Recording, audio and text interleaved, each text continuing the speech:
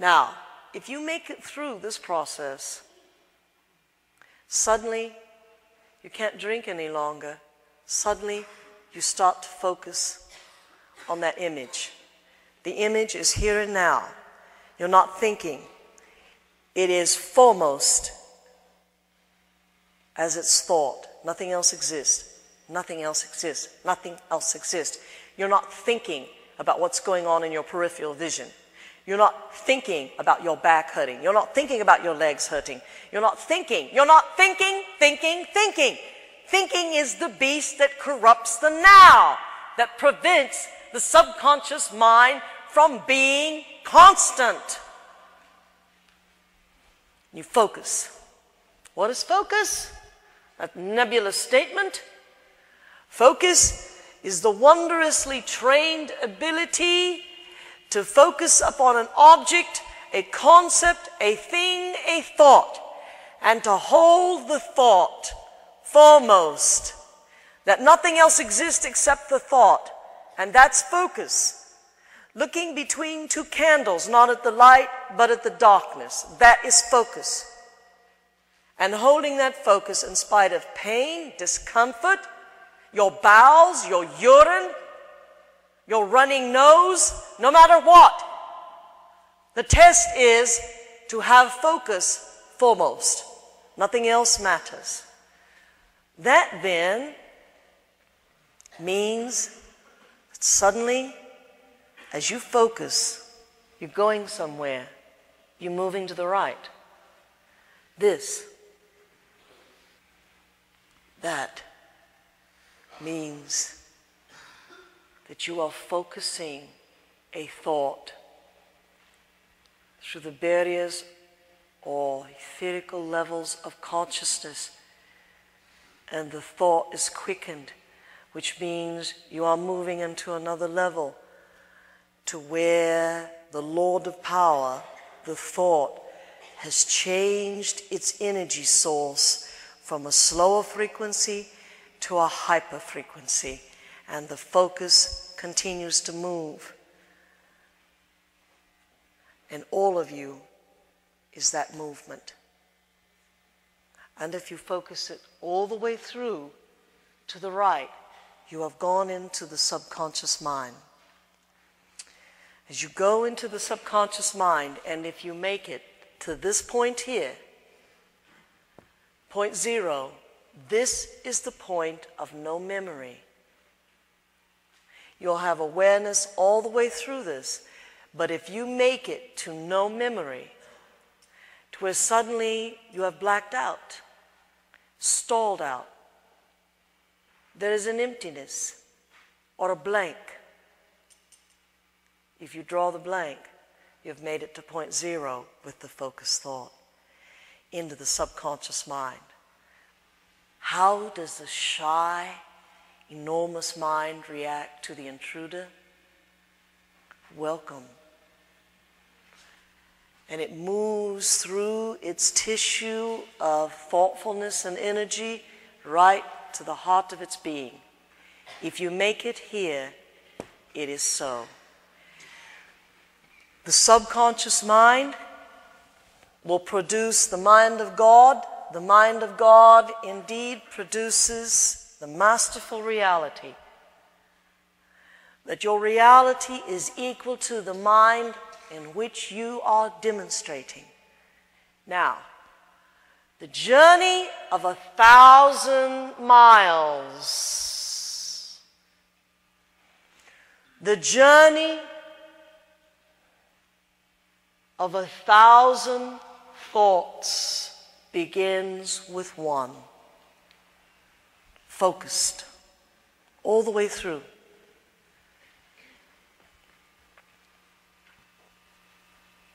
Then it happens. Now, this is where miraculous healing occurs, instantaneously. This is where reality is warped from its very roots. This is the mind that is constant. This is the mind of God. If you can learn through your training to have a long thought The very pronouncement of the term, wishing you a long thought. Do you understand what it is now? The long thought is the thought that travels through the subconscious mind and is created. You are at the seat of all creation, and it's within you. This process happens within you. Now, why then do you take the long thoughts here and it's 2 days before it manifests? Because you have to switch reality. This cannot be your reality any longer. The external world must not continue to become the premise in which you organize your life from. This can't be real any longer. How many times have you heard me tell you that the pain is an illusion, and yet it's very real? That the walls are an illusion, yet you cannot put your fist through them. Why am I telling you that in such a bold and outrageous way when you can prove the opposite? Because to you, that's reality. To me, it is a contriving. And that the real reality exists as consciousness. This is the after effect of it.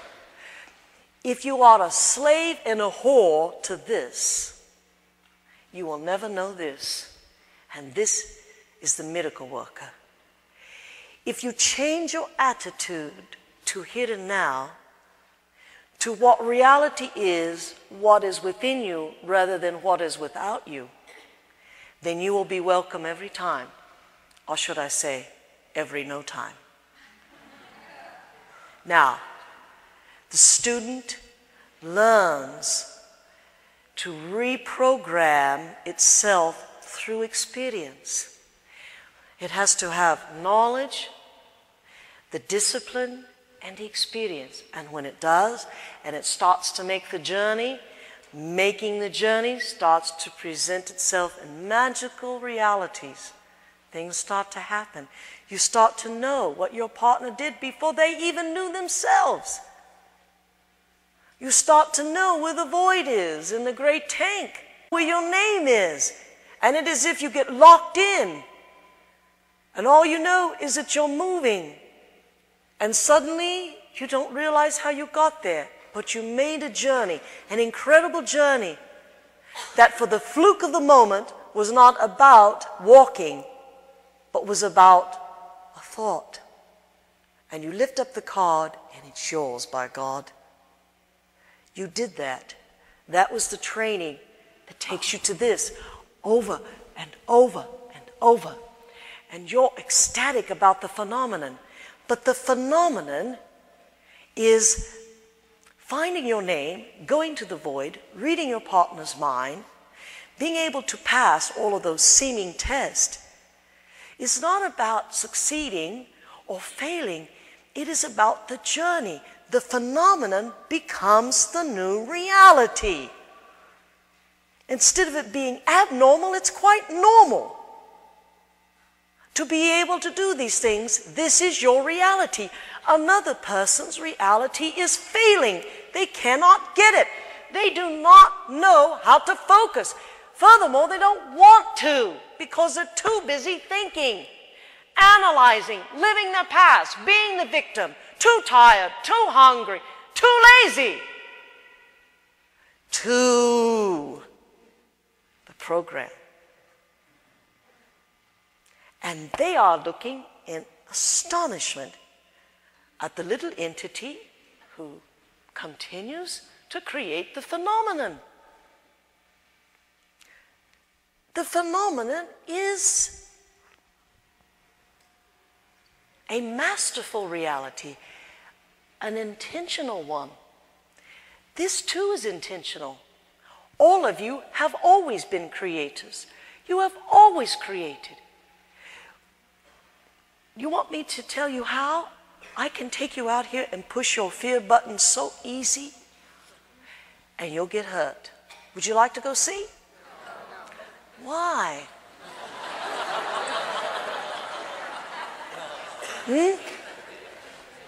I can make you so angry. I can put you up in arms, by God.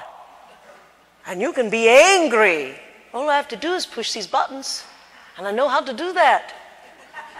Because you are a reaction. You create all the time. The difficulty is that this is all that you will ever create. And it's boring. And there's nothing miraculous about it at all. This is what's happening. The subconscious mind, as it were, is a place that you enter in focus.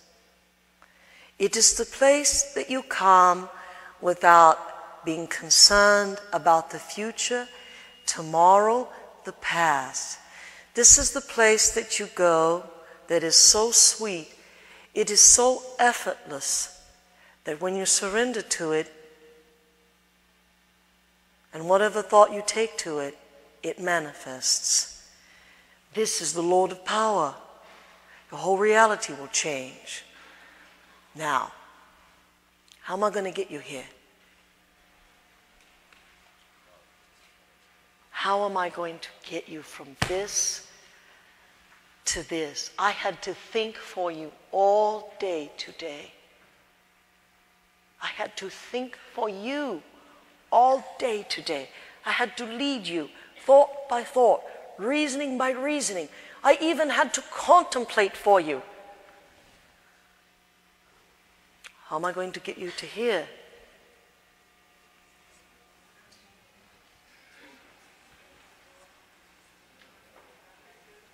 You see, I cannot make you go here.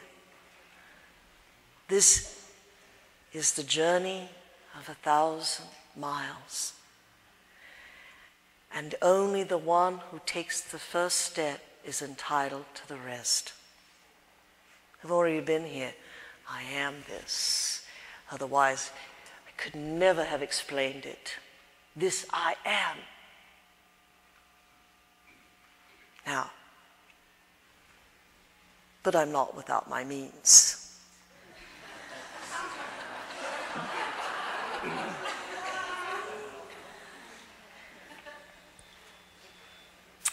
I know full well that every bit of knowledge I give to you, you scrutinize, butcher, cut up, and what is applicable, you save.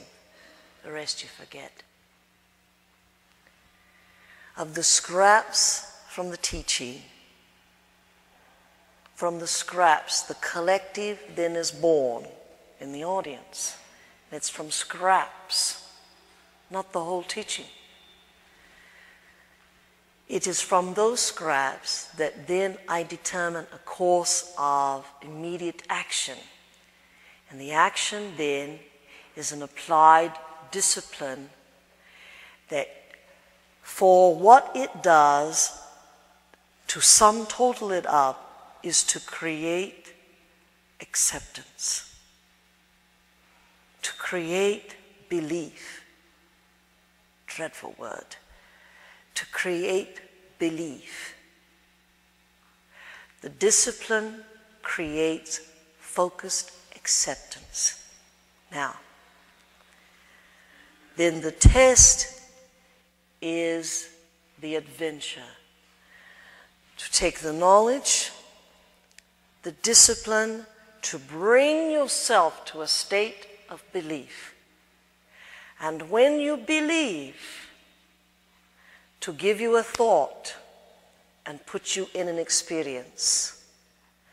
And to teach you to hold that thought through an experience that, by God, if all of my effort is to be a prize, this will be the prize. That magic number one will be that then that one thought, that little student is on their journey. Yes, they're wavering, they're floundering. Yes, they are getting bumped into and hit. Yes, they're bouncing back here, but they're coming back. And they're on this journey, and this is the 1,000 miles. And they're moving through this. And suddenly they lose consciousness, and something wonderful happens. And they believed so strongly that when applied in the situation, that yes, it was a struggle, but they overcame the struggle because their belief was stronger by far, in measure, than their ability to give up. The faith persevered. And because they had the belief, they went into the unknown and made the journey and contacted subconscious mind, mysterious one. They collapsed time and found their name out of 3,000 cards. Or they focused all the way through and affected the change, the healing, the miracle. Or they went all the way through and carried their one thought all the way home, and mysterious one welcomed them. And when they interfaced, mysterious one granted to them the noble right of that as a life experience. And life experience it became. And to the leaping joy of that which is termed the faithful, to those that have applied and made the journey, the reward duly belongs to them, and they can shout in a voice that's heard in all the land, I have found the kingdom of heaven. I know how magic works. I am the genie. I understand the knowledge. I can have anything I want.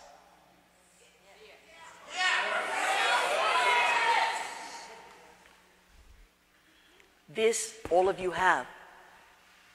This is what I love about you. This is what I adore about you. I look at this shy entity. I look at this shy mind behind that arrogant face. I look at this beautiful, beautiful mind, and I see it limited by the trappings of an image. And this is what I love. This is what I talk to. This is indeed what I praise. Your image is biodegradable. Now,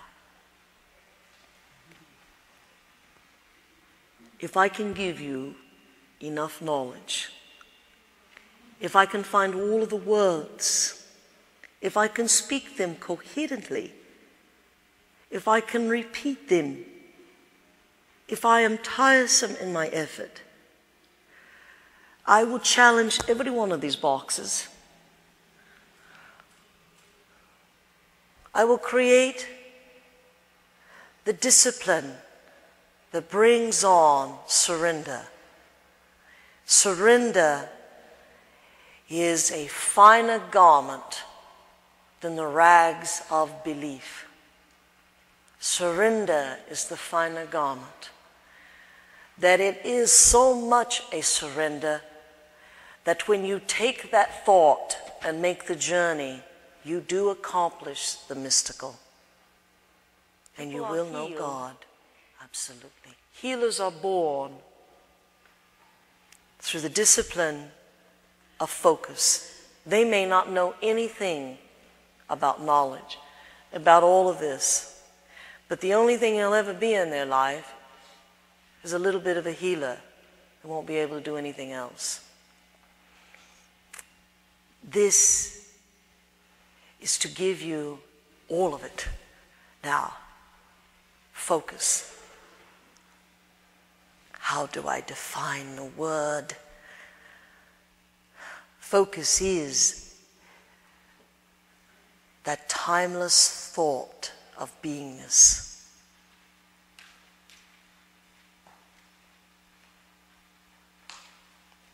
that which exists in the absence of all thinking. That which in the midst of stillness is born constant until thought about. It is lost when it is thought about. It is the dream that you have that is profound, that in the conscious state rises so close to the surface that it is right behind your face, and you turn to look at it, to touch it, and it falls back. Because when you reach out to touch it, you're in action to get it, it falls back. When you focus upon it and surrender, it comes. Now, the art to focus. Are you listening? Yes. Focus. What happens? What happens when you focus? When you focus, the brain stops working and fires an abnormal amount of the brain tissue that has never been fired before. The rest of the brain is anesthetized. The anesthetization of the brain also anesthetizes through the central nervous system all body mass and tissue. So the body is put into sweet repose, a similar state to sleep. Sleep is absolutely necessary for the brain to repair that which has been put asunder or been used. Sleep is where everything is made immobile, that the infusion of hormones, the new dictate, the regenerative fluids, harmonic infusion can occur, that which is destroyed in a moment, the cells that are lost are reproduced. Now, when you focus, the same occurs with the body. It is anesthetized into a twilight sleep. It becomes immobile. It is not needed for the conscious work. Thus, while it is immobile, it freezes in time. Thus, the body becomes a timeless state called catatonic. Now, that is the physical, organic part of focus. The inorganic part of focus is that while you are focusing, you are going to think. If you have an extraordinary amount of memory and experiences and dogma, you are going to have to seek the approval of your image by thinking, by every part of you giving its input to the thought before you are allowed to pass. Now, the reason that a master is called a master is that they master the thinking. That instead of accepting it, they refute it. Refute it. Refuse it. Thinking cannot occur without your cooperation. If you are focused on one thought and one thought only, that thought is making its journey. The desire is to go to subconscious mind. Now, stop. So here we have a condensation of consciousness, don't we? Are you awake? Yes. Condensation, condensing of consciousness and energy, don't we? If you are focused on one thing, your consciousness is only equal and measurable by that one thing. All that you are, listen to me, when I say to you, focus, focus, nothing else exists. Focus to the exclusion of everything else. What did I just say? In spite of thinking, in spite of your pain, in spite of your discomfort, sacrifice it all. That is what is meant by, in order to gain the mind of God, what must you do? You must surrender and sacrifice the limited mind. Which means, are you listening? Yes. That all you are equal to is that one thought. And some of you have such terrible altered egos. Some of you are so arrogant in your small-mindedness, you cannot possibly give up your intelligence to become a thought. And that is where the difficulty lies. Being able to be sacrificed for one thing. 1,000 miles begins with one thought. That's the journey. Now, so what do you do to support your thinking? Your body is not put to sleep. It's mad at you. It's uncomfortable. You're making it do something that you don't even want to do. That's why it's paying you back. And so you can lump all that together and say, you see, I can't do this. I say to you, humble yourself. It is an illusion. How hungry do you want to be? How cold must you become in order to create radiant heat? The word humble means that you have to become so unworldly for this part of your training that you grovel on the ground, that you can wear sackcloth and ash.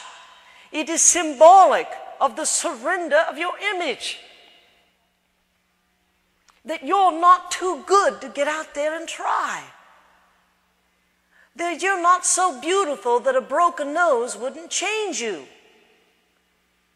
That you're not so holier now that you can't go through the tank. That you're not so Christ-like that you cannot heal one who's wretchedly ill.